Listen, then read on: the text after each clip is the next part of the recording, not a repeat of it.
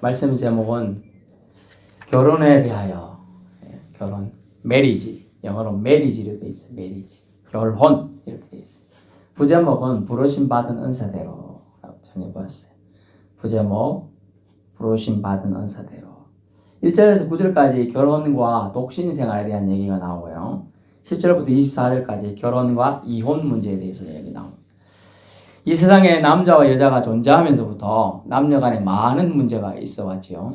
결혼 문제, 이혼 문제 등, 또 재혼 문제, 이렇게까지. 또 그것에 딸린 자녀 문제까지 많은 문제가 있는데, 오늘 그것에 대해서 고린도전서 7장 오늘 부분 1절에서 24절까지는 많은 얘기가 나요. 여기 대부분 어르신들은 이 문제를 다 겪었고 지나왔습니다. 하지만 하고 무슨 상관이 있나? 없을 수도 있겠으나 상관이 전혀 없는 건 아닙니다. 자녀들에게, 또 후손들에게, 손주들에게 다 연결되기 때문에 잘 말씀을 들어야 자녀들이나 손주들이 고민할 때 이런 문제를 명쾌하게 권면해 줄 수가 있어요. 성경에 근거해서 조언해 줄 수가 있는 것입니다. 또 자녀 없더라도 친척들에게 조언할 수가 있는 것이죠. 권사님, 이런 문제가 있는데 상담 좀 할 수 있을까요? 했을 때 그런 상담을 해줄 수 있어야 돼요. 말씀에. 그래서 모르겠는데 내 생각은 말이야. 그래. 내 생각은 그렇죠. 오늘 본문에도 사도 바울의 자기 자신의 생각도 있고 하나님의 뜻도 있고 그걸 명확하게 하면서 아마 하나님 뜻일까 이렇게 미루어서 얘기하는 것도 있어요. 성경은 다음 주일이 이제 다가올 주일이 성경주일 또 성서주일인데 가감하지 말라, 더하기도 말고 빼지도 말고 하나님의 말씀을 전하라 이렇게 되어 있어요. 그렇기 때문에 이 말씀을 여러분이 알아야 전할 수가 있는 거예요. 여러분이 생각을 너무 강조해서는 안 돼요. 내가 할머니니까, 내가 고모니까, 이모니까 조언을 할 수 있겠습니다만 내 생각은 이렇지만 하나님의 말씀은 이런 거다라고도 전해줘야 되는 거예요. 그렇기 때문에 잘 듣고, 이런 문제가 없으면 좋겠지만 어느 교회나 이런 문제가 많고, 예전에 지금 한 20년 넘어, 한 10여 년 전만 해도 교회에서 이혼 문제나 재혼 문제를 거의 언급을 안 했습니다. 그렇지만 지금은 속된 말로 한 30% 이상은 결혼하고 이혼을 하는 율이 더 높아요. 정말로 이제는. 그러니까 30% 정도는 이혼 가정일 가능성이 높고 또 재혼 가정일 수도 있고 그렇습니다. 이제 그렇기 때문에 이제 전혀 이 말씀을 내가 모르고 있는 것은 좀 무지다. 하나님이 이 사도 바울에게 감화 감동해서 또 이렇게 둔 이유가 있어요. 잘 새겨서 들어보고 또 생각해 보면 좋겠습니다. 그래서 오늘 바울은 결혼에 대해서 고린도 교회와 고린도 지역에 생긴 문제들에 대해서 하나님 뜻과 개인적인 사견을 피력하면서 어떻게 기독교인이 결혼과 이혼 등 가정을 유지하는가에 대한 견해를 오늘 확실하게 정립하길 바라는 측면에서 말씀을 기록해 두고 권면하고 있습니다. 우리를 향한 하나님의 거룩한 계획을 훼손시키지 않도록 부적절한 모든 성적 행위를 피할 것을 권하는 거예요. 1절. 너희가 쓴 문제에 대하여 말하면 남자가 여자를 가까이 하지 아니하면 좋으나 이렇게 되어 있어요. 아니 그럼 남자가 남자를 가까이 하면 당연히 안 되죠. 여자가 여자를 가까이 해도 안 돼요. 그럼 남자가 여자를 가까이 하면 아니면 좋으니까 말이 안 돼. 남자가 여자 좋아해야지. 그러면 누구 좋아해? 제가 사모를 좋아해야 되지. 남자를 좋아한다 하면 큰일 날 수가 있어요. 그게 바로 동성애니까. 그죠? 하나님은 아담이 잠들고 있을 때 아담이 갈비뼈 한 개를 취해가지고 만들었죠? 여자라고 했어요. 여자를 만들었어요. 근데 그 아담의 갈비뼈, 남자로부터 나왔다는 뜻에서 여자라는 말이 생겼어요. 여자라는 말이. 그래서 다른 성이에요. 그렇지만 왜 머리에서 머리카락 한 개 뽑아서 안 만들고 발톱 하나 뽑아서 안 만들고 옆구리 갈비뼈에서 뽑아서 만들었죠? 응? 몰라요? 동등하게. 부부는 동등하다. 그런 의미예요. 옆에 같이 사는 동등의 측면에서 옆구리 갈비뼈를 뽑아서 만드는 것입니다. 그래서 우리는 그런 완벽하진 않지만은 성경이 우리에게 일러주는 이 개념들을 잘 한 번씩 생각해보고 또 그것을 적용해보고 살아야 되는 것이죠. 고린도 지역은 우리나라 말하면 인천이나 부산처럼 아주 항구가 번성하고 수많은 상거래가 있기 때문에 다른 나라 애들은 좋은 문화도 있지만 나쁜 문화들이 많이 들어가는데 이 성적인 문화, 태평 문화들이 많이 들어있어요. 술 문화, 그때 당시도 뭐 마약 문화 비슷한 거 이런 거, 향정신성, 그리고 뭐 남자를 좋아하고 심지어 여자가 여자를 좋아하고 뭐 엄탕하고 당뇨, 남창, 여창 뭐 복잡했어요. 기독교인이 예수 믿고 어쩌다 보니까 예수 믿게 되는데 그런 사람들이 옛날의 습성을 한 방에 버릴 수 있는 건 아니잖아요. 그러다 보니 이렇게 고린도 교회 안에도 이런 문제들이 있었어요. 그래서 그 문제를 어쩌면 좋겠냐 하고 아마 사도 바울에게 편지를 써서 전에 물어봤던 것 같아요. 그래서 이제 이것에 대한 답을 주고 있는 장면이에요. 남자는 여자를 가까이 하지 않으면 좋으나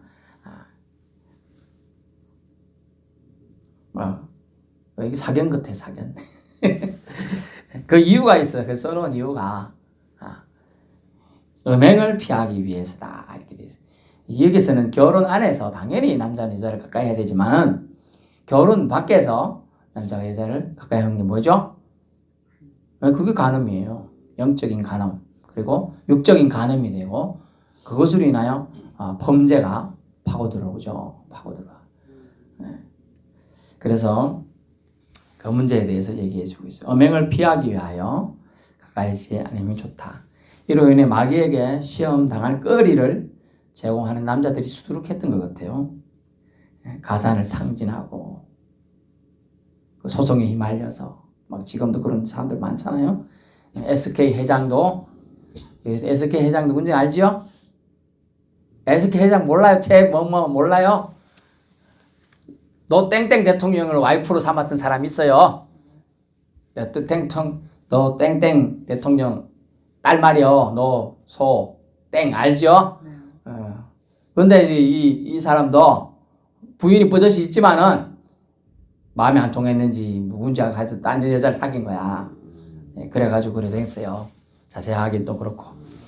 그런 문제들이 있는 것처럼 이 음행 문제는 예나 지금이나 아주 골치 아픈 문제다. 근데 교회 안에 이런 문제가 있어도 되겠느냐? 교회가 분란이 생겨 교회가 무너진다. 그래서 가까이 안 해야 하면 좋다고 얘기를 하는 거죠. 그러나 또 교회 안에서 결혼 생활 안에서도 가까이 안 하다 보니까 또 다른 데 눈을 돌린단 말이야. 교회 우리 신실하고 여기도 봐도 저 빼놓고 다 여자분이잖아. 신앙심이 좋은 여자분들이 다 가정을 안 돌보고 맨날 교회 가. 그러다 보니까 집안이 안 돌봐. 남편 무시해. 이런 일이 생겨. 무시한단 말이 그래요.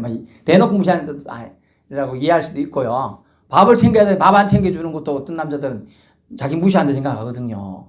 안 그래요? 나도 오늘 교회 기도해야 되는데 어떻게 밥 챙겨? 당신이 알아서 먹어. 이렇게 되는 거죠.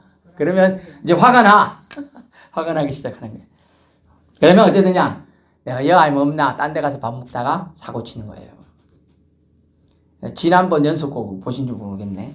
그 여자분이 아주 뚱뚱해. 음식점에. 근데 자기 와이프는 밥 한 번 안 챙겨줘. 근데 그 여자분은 갈 때마다 밥을 너무 정성스럽게 챙겨줘. 눈이 맞아붙어. 밥집 맨날 가다 보니까. 매일 가다 보니까. 그래가지고 결국 그렇게 됐어요. 그래서 남자들은 밥에 약하다. 한국 남자들은 특히 약하다. 그런 얘기 되는 거예요.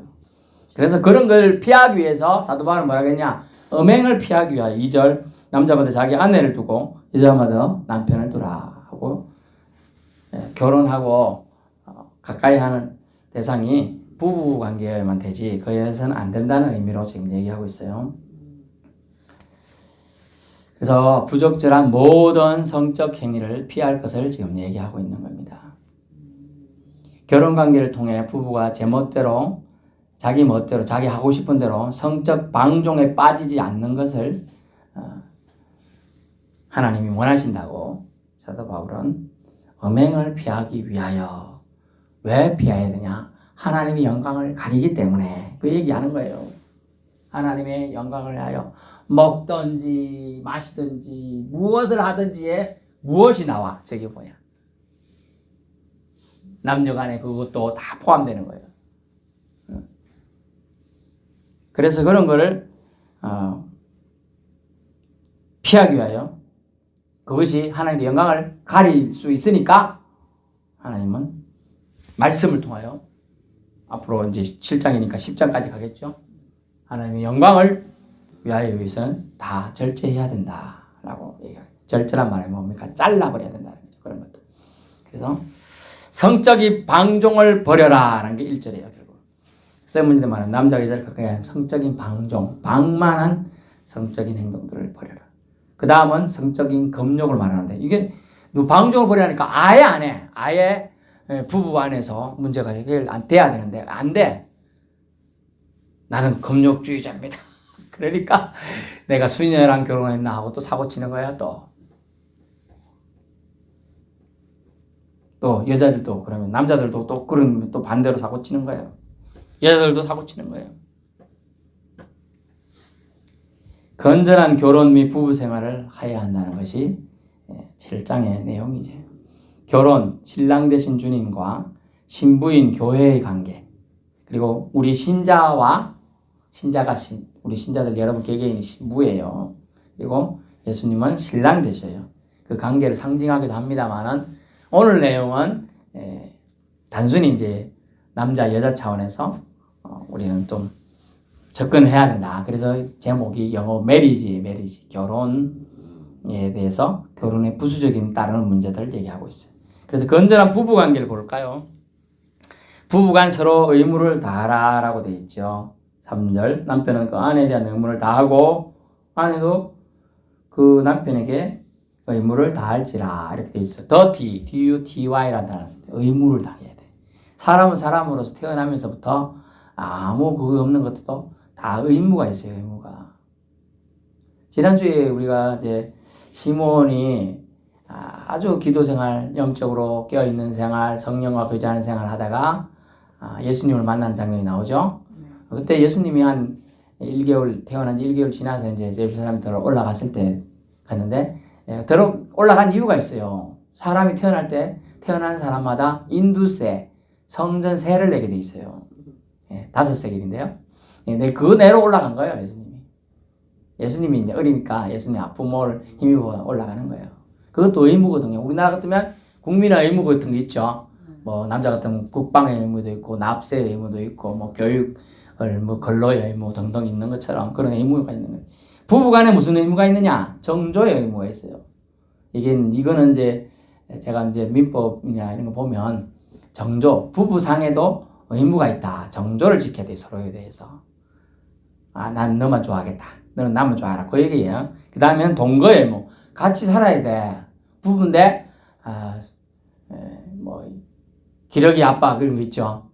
기러기 엄마도 전혀 없는 게 아닌데 있긴 있는데 대부분 기러기 아빠 그럼 자식 교육을 빌미로 갔어. 기러기 엄마하고 자녀들이. 그 대신 이제 근데 뭐 한 1, 2년 있다가 뭐 3년까지는 참아줄지 모르겠네. 우리가 15년 동안 집에 안 들어오면 어떡해요? 그럼 결혼한 거야, 만 거야. 결혼식만 한 거야, 그거 알고 보면. 그건 너무 심각한 거예요. 그런 사람이 지금 저희 한 50대 중반부터요, 60대 중반까지 되게 많아요. 그러다가 폐인된 남편들이 너무 많아요. 어찌 돼요? 너무 외로우니까 술 가까이 하게 돼요. 그 외로움 달래기 위해서 또 게임에 빠져요. 마약에도 해요. 또 다른 여자를 또 끼워 하게 되는 거예요.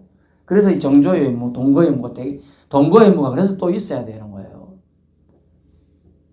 돈도 좋다 이거예요. 교육도 좋다 이거예요. 그런데 결혼하면 첫 번째가 뭐예요? 자식이 아니고요.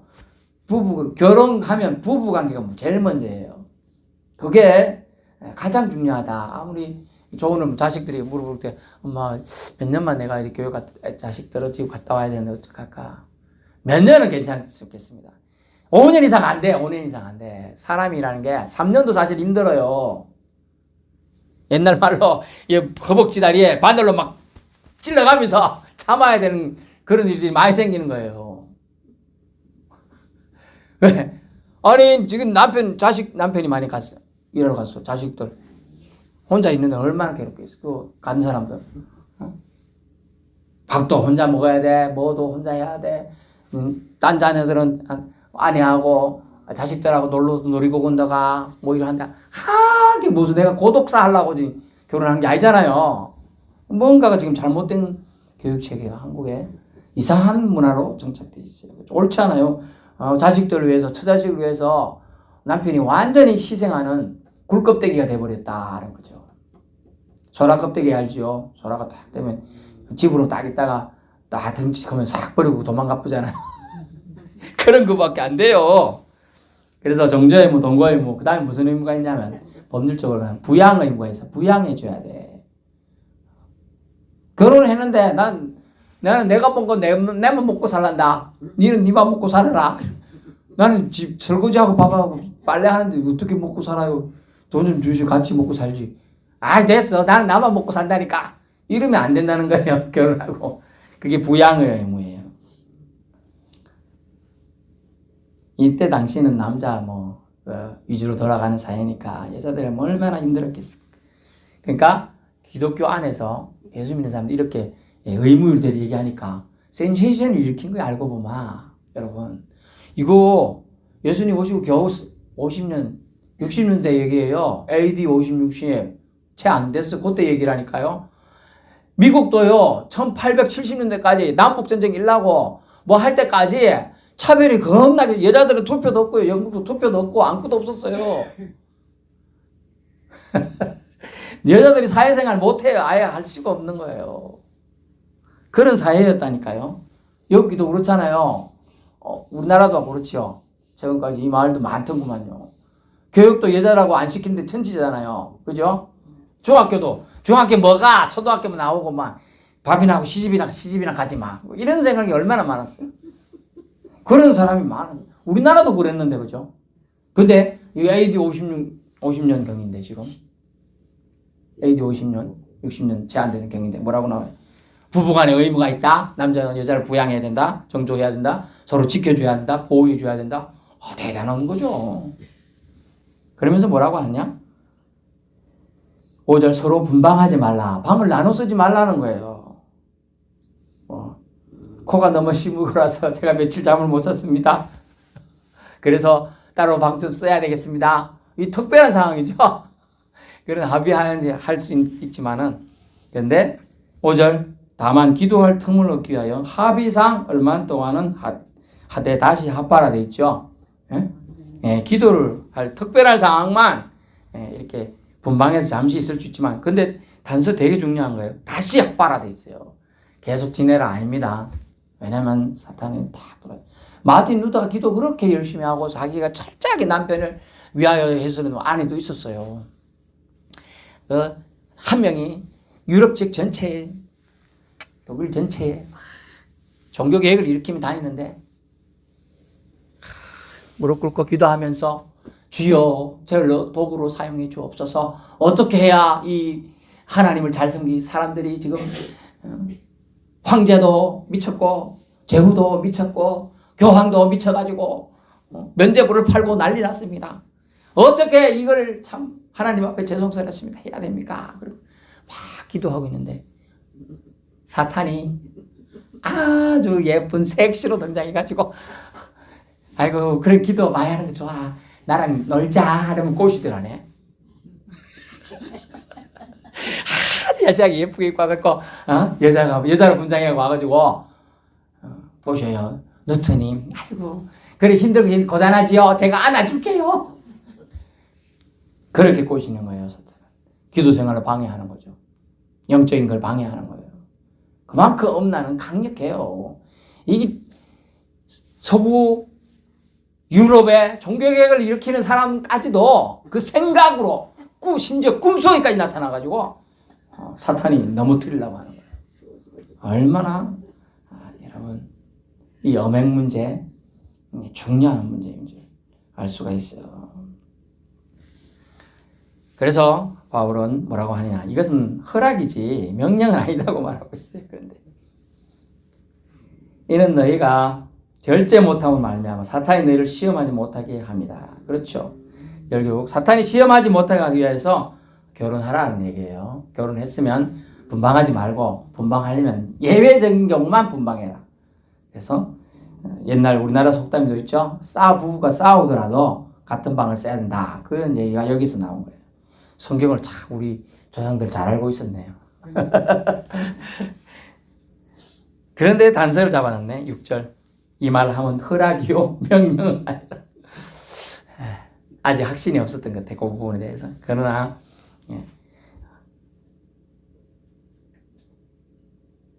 돌이켜보면 이게 말씀이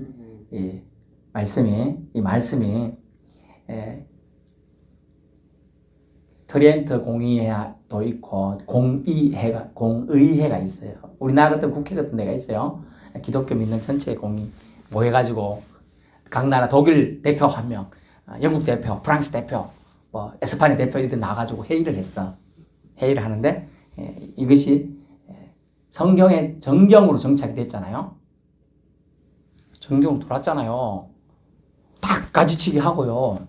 딴 데 보면요, 바룩스도 있고요, 저기 도마스도 있고 막 이래요 복음이. 근데 그런 게 다 없어지고 딱 돌았잖아요. 성령이 다음 주도 얘기하겠지만 성령의 감동에 의해서 정착이 되었음을 알 수가 있어요. 그렇기 때문에 이것에 대해서 뭐 의심할 생각은 안 해도 될 것 같습니다. 그래서 7절 바울은 결혼을 하지 말라고 말한 건 아니에요. 왜냐하면 바울은 결혼을 하지 않았죠. 그렇기 때문에 스스로 독신을 선택했습니다. 그것은 자기 자신에 대한 은사예요. 너무나 강력하게 자기가 하나님을 섬긴다고 했지만 하나님을 배반하고 하나님 믿는 사람을 잡아서 죽이는 일에 앞장섰던 그 재책이 너무 강했기 때문에 하나님이 그걸 용서해 주셨지만 예수 그리스도가 직접 와서 그에게 사명을 부여하고 용서해 주셨지만 그거에 대한 용서받았다는 그게 확신이 있었지만은 그럼에도 불구하고 죄눌림이 한 번씩 삭담마귀가 주기 때문에 응? 그래서 바울은 내가 주님이 용서받은 자로서 내가 결혼할 시간이 없다. 주님이 날 용서해 준 그 사랑, 내가 뭘 철모르고 다니면서 하나님을 배반했던 그 악행, 그것을 회개하는 차원에서 그는 시간을 아끼고 열정을 아끼는 차원에서 결혼하지 않은 거예요. 선택한 거예요. 근데 독신은 은사여야지만 가능하다. 그 얘기하고 있는 거예요. 그래서 7절 나는 모든 사람이 나와 같기를 원하노라. 그러나 각각 하나님께 받은 자기 은사가 있으니 이 사람은 이라고 저 사람 아이고 바울도 그러니까 나도 독신할 거야 라고 즉흥적으로 판단하지 말아라는 뜻이에요. 바울은 확실한 소명이 있었기 때문에 그렇게 한 거고요. 바울도 했는데 나도 바울처럼 여기 실질적으로 예수님처럼 누굴 존경하냐? 예수님. 그 다음 누가 존경하냐? 바울. 이게 대부분이 그래요. 지금 목회자들도 그래요. 근데 바울처럼 하면 바울은 독신했으니까 결혼 안 해야 되겠죠? 우리 기독교 쪽인 우리 신교에서는 결혼하잖아요, 목사님들. 그죠? 천주교는 안 하지만 그죠? 예.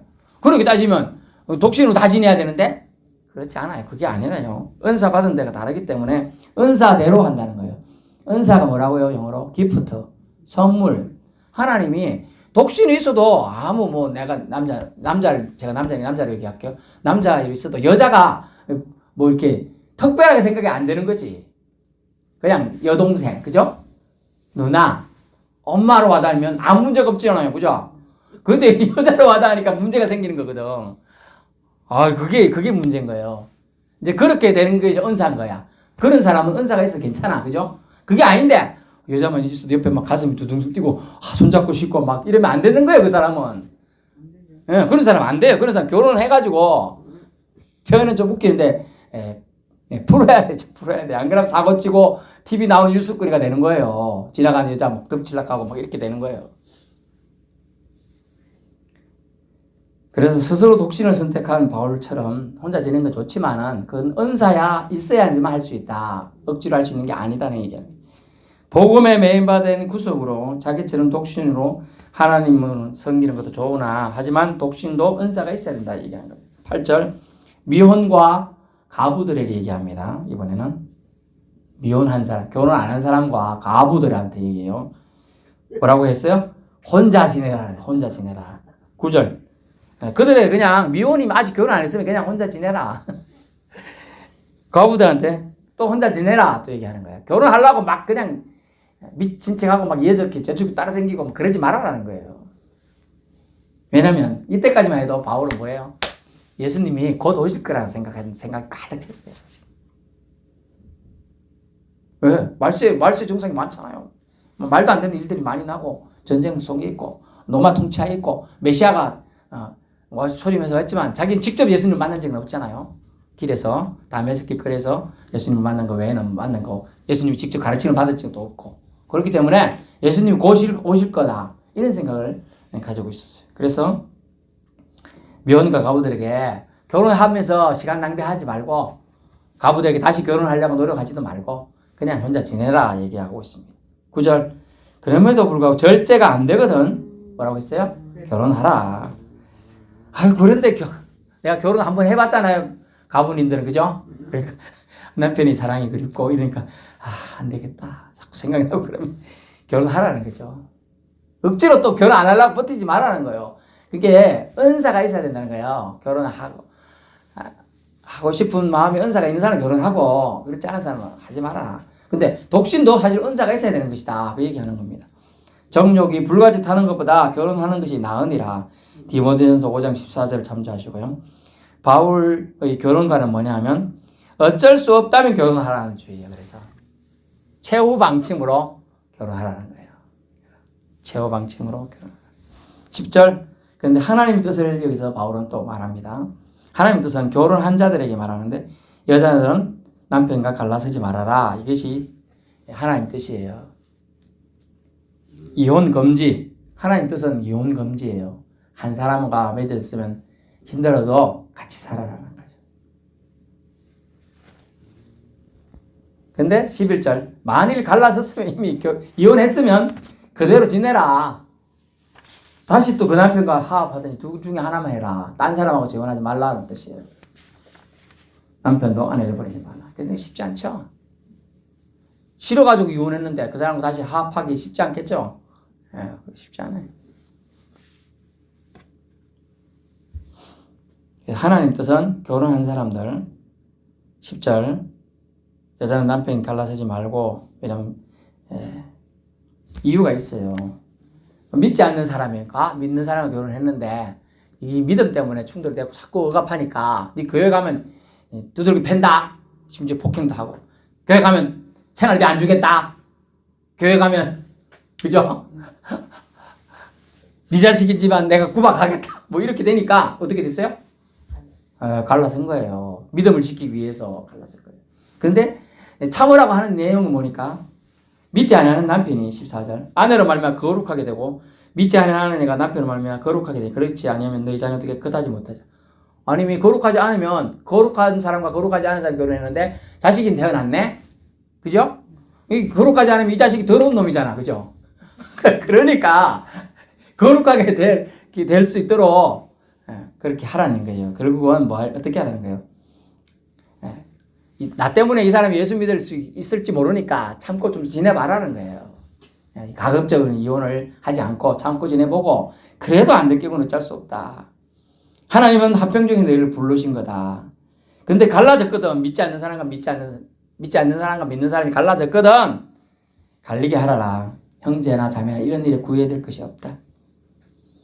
우리 이렇게 건면하는 기본 베이스는 제일 첫 번째 베이스는 하나님의 영광을 가리지 않게 해야 이 건면을 하고 있고 두 번째는 결혼했든지 이혼했든지 간에 어쨌든 결혼에 속한 사람은 이것이 믿지 않는 사람과 같이 결혼했다면 그 영혼이 구원받을 수 있는 길이 되게끔 하기 위해서 이혼을 하지 않고 유지하는 게 좋다는 것이고 그죠? 그 얘기하는 거예요. 그래서 16절 아내 된 자여 네가 남편을 구원하는지 남편 된 자여 네가 아내를 구원하는지 어떻게 알겠느냐 이렇게 하면서 가급적인 결혼을 유지하는 것이 사도 바울이 더 좋은 것이라고 지금 생각을 하며 권면하고 있는 겁니다. 11절 그래서 결혼의 신성함을 우리는 잘 알아야 돼요. 결혼은 하나님이 주신 배필이기 때문에 짝이라는 의식을 갖고 참고 살아야 되는 것이 기본적인 마인드입니다. 그래서 옛날에는 좀 참고 살다 보면 속된 말로 여러분은 뭐 바람 피던 남편이 돌아오고 다시 회개하고 이런 경우가 많더라고요. 물론 아내도 호세아서 보면 구약 선지자 호세아서 보면 아내 고멜이 거의 창녀처럼 살았어요. 근데 남편이 그를 도르고 오고 또 잡아오면 또 도망가고 막 이렇게 살았어요. 그렇지만 하나님의 사랑이 투영된 모습으로 호세아에서 나오는 엄난한 여인, 너는 호세아야, 너는 엄난한 여인을 구해가지고 엄난한 자식을 낳아라. 왜요? 이스라엘이 엄난하기 때문이다. 이러면서 호세아에게 말해서 호세아가 진짜로 엄난한 여인을 배필로 삼아서 결혼해서 엄난한 자식을 낳습니다. 그것이 예표가 되기 때문에 그렇게 한 거고요. 결혼은 신성한 겁니다. 왜냐하면 하나님이 맺어주신 짝이기 때문이죠. 12절 신자와 비신자 가정일 경우는 같이 살길 원하거든 신자의 사람은 비신자, 즉 신자가 아닌 사람과 같이 살아라는 거죠. 비신자가 잘못해놓고도 신자인 사람하고 같이 난 그래도 너랑 살고 싶다 그러면 이혼하지 말라는 거예요. 그게 기본 베이스. 14절 거룩의 선한 영향력이 있다라고 얘기합니다. 거룩의 선한 영향력 14절 선한 영향력이 있다. 15절 믿지 아니하는 자 이혼하려거든 갈리게 하라. 믿지 않은 자들 갈리게 하는 게 더 낫다라는 거죠. 15절 이런 일에 구애될 것이 없다 얘기야. 그러나 하나님은 합병정으로 부르셨다. 믿는 자의 이혼인 요구하는 할 때 이렇게 하라는 거죠. 믿지 않는 자는 먼저 절대로 이혼 요구하지 말라는 거예요. 믿는 자는 믿지 않는 자에게 나 이혼하고 싶어 이래 얘기하지 말라는 거예요. 아유 좀 힘들죠. 믿지 아니한 자가 먼저 요구할 때 이렇게 해주라는 거예요. 결론의 말씀인데요. 바울은 무엇보다 결혼도 이혼도 심지어 재혼도 하나님께 영광을 올려드리도록 주의하여야 한다는 겁니다. 왜? 왜 그래요? 저희는 하나님이 값으로 사신 바 되었기 때문에 23절 너희는 하나님이 즉 예수 그리스도 메시아의 피 흘림을 통하여 죄값을 대신 지불하고 사신 바 되었기 때문에 이렇게 해야 된다는 겁니다. 아멘. 그리고 사람의 종이 되면 안 돼요. 사람의 종이 되지 않기 위해서 우리는 결혼이든 이혼이든 재혼도 하나님께 영광 돌리도록 해야 돼요. 우리 몸은 이제 누구 거라고요? 엄격히 말하면 하나님 거예요. 여러분 하나님의 예수님의 소속이에요. 예수님의 신부들이에요. 저도 남자지만 신부예요. 그래서 하나님께 영광을 올리도록 주의해야 된다. 은사사상이 결국 있어야 합니다. 결혼도 7절 독신도 은사가 있어야 한다는 거예요. 강요한다고 억지로 되는 부분이 아니라는 겁니다. 결혼한 자는 이혼 요구하더라도 먼저 결코 여기 결혼한 자는 믿는 자라서 결혼한 자예요. 먼저 결코 요구하지 않는 가운데 참다 보면 남편의 아내를 구원할 수 있으니 주께서 나눠주신 대로 부르신 그대로 행하라 돼 있어요. 부르신 그대로 행하라. 17절 결혼 이혼 모두 하나님께 영광이 되는 쪽으로 결정해야 한다는 얘기예요. 계속 부르신 그대로 영어로 보니까 called 부름받은 대로 할래 뭐 할래가 나오는데 그것도 중요한 건 아니듯 하나님 계명 지키는 마음 정신이 필요하다. 할래 받고 안 받고 뭐가 중요하나? 그 외적인 부분에 지나지 않는다. 마음이 중요하다.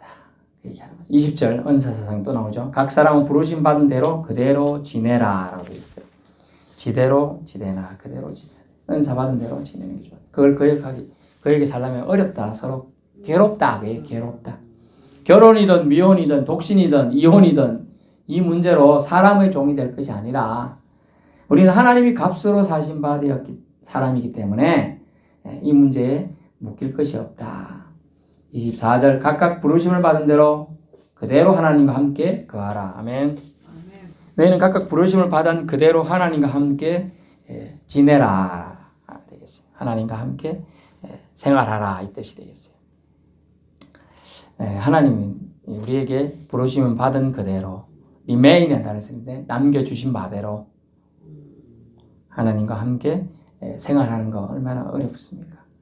결혼에 대해 부르심 받은 은사대로 행하십시오. 그러므로 여러분 이제 결혼 생활을 여기서 그래도 다 한 번씩은 하고 계시고 해보신 분들이니까 이런 관념이 말씀을 우리가 이해할 겁니다. 우리 지나갔으니까 자녀들 또 후손들 손주들 다 정손주까지 볼 사람도 여기 있을 수 있겠네요. 정선주까지 뭐 볼 수도 있죠, 금방. 맞선주들이 장가가고 뭐 이놈 정선주도 보는 거죠. 그러니까 어려운 일 아니에요. 또 그렇게 결혼할 때 이혼할 때 그런 문제들 한 번은 상담을 하게 돼 있어요. 자기들 어떤 그런 문제도 있을 때 주변에 가까운 사람들한테 먼저 콜드가 와요. 전화가 찾아오든지 물어요. 그때 진짜 조언을 잘해야 돼요. 아이고 뭐 결혼 뭘 했어 그런 사람 당장 이혼해 버려. 그 당장 이혼해 버려. 그래 들었어. 여기서 열매를 맺어. 그래 가자 이혼하자. 딱 이렇게 되는 거예요. 그러지 않고 그 사람 손주가 자녀가 믿어요. 그러면 한번 생각해봐. 하나님 말씀에는 이렇게 돼 있더라. 신자가 먼저 이혼 요구할 수 없다. 한번 생각해봐. 하나님이 짝지어 주신 자리야. 지금 한번 참으면 그 영혼이 구원받을 수도 있잖아. 한번 이렇게 건면을 하는 거예요. 성경 말씀에. 그러면 갈라진 가정보다 그래도 하나님이 정말 그 마음에 그 권면을 들을 수 있는 성령이 주장하면 그죠?